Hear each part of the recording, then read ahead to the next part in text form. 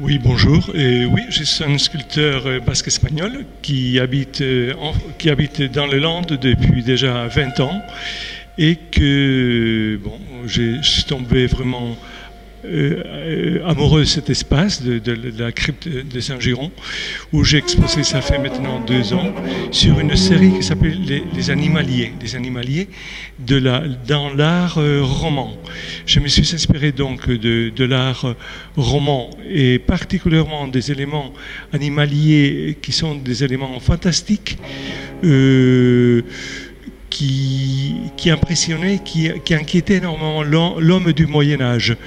C'est la raison pour laquelle ces personnages que vous verrez, ces mélanges entre humain et animal, suit un peu le parcours de l'art roman et particulièrement des chapiteaux de cette crypte.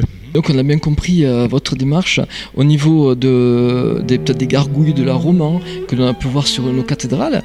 Et pourtant vous avez un aspect extrêmement moderne de ces pièces. Oui, parce que l'homme du Moyen-Âge n'avait pas la même vision que nous avons comme société du XXIe siècle. Mais par contre, je pense que l'être humain, soit dans une époque que dans l'autre, a vraiment des fantômes, des peurs insaisissables qui sont ces animaliers, ces espèces de personnages fantastiques des fois, comme on trouve par exemple dans on verra après dans les chapiteaux de cette crypte, et qui m'ont inspiré complètement la création, mais vraiment dans un langage du XXIe siècle. Monsieur de Mendizabal, est-ce que vous pouvez nous présenter une œuvre en particulier, mettre en avant une pièce? Donc, là, on se trouve devant une espèce de licorne. Licorne, bien sûr, travaillée en métal, du cuivre, plié, découpé, mais qui utilise le bronze dans certains des éléments, et qui joue toujours sur ces éléments fantastiques, ces animaux fantastiques que pratiquement au bout de 1000 ans après, et on est pratiquement à 1000 ans de différence de tout ce qui a été créé dans cet espace. Alors, je crois que 1000 ans après, l'homme est capable d'avoir encore des grandes peurs, des grands moments de détresse devant l'inconnu.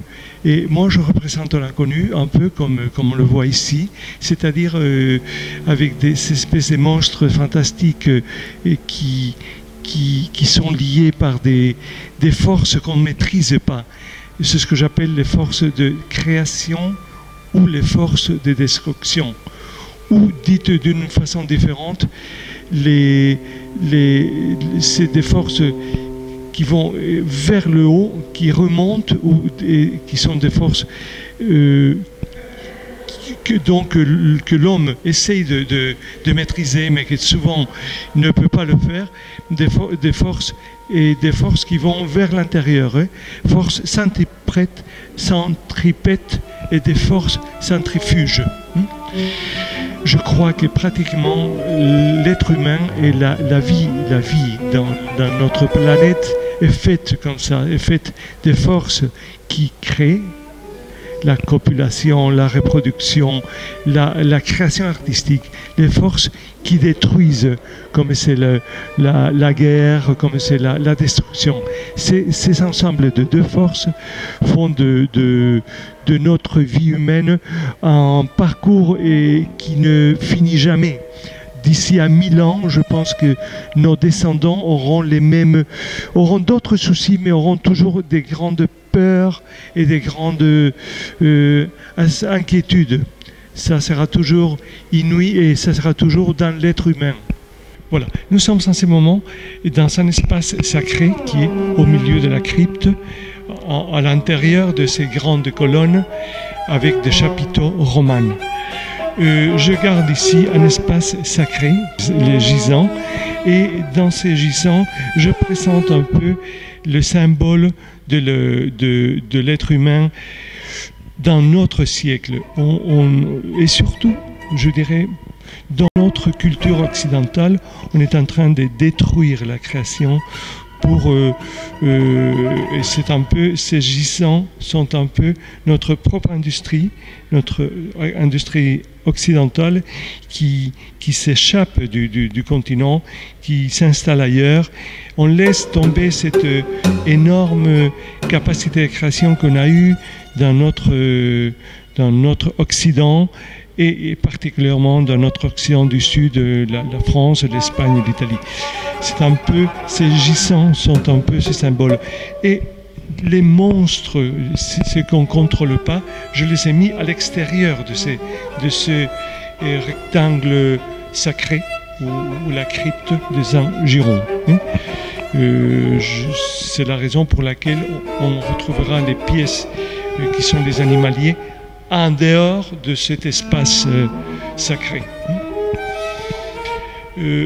Pour la création de cette exposition, j'ai travaillé pendant une année en étudiant fortement l'art roman et tout ce qui signifie l'art roman.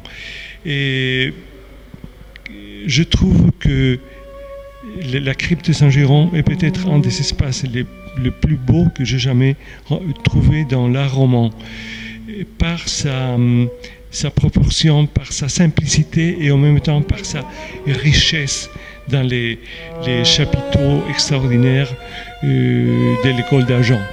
Je crois que on a dans les Landes, où j'habite depuis déjà 20 ans, on a cette immense chance d'avoir une crypte et d'avoir surtout une mairie comme celle d'Agenmont qui a compris l'importance de cet espace, qui a anobli avec une illumination superbe cet espace et qui a permis aux artistes de nous exprimer dans ces lieux sacrés et mystiques et aussi forts que ceci.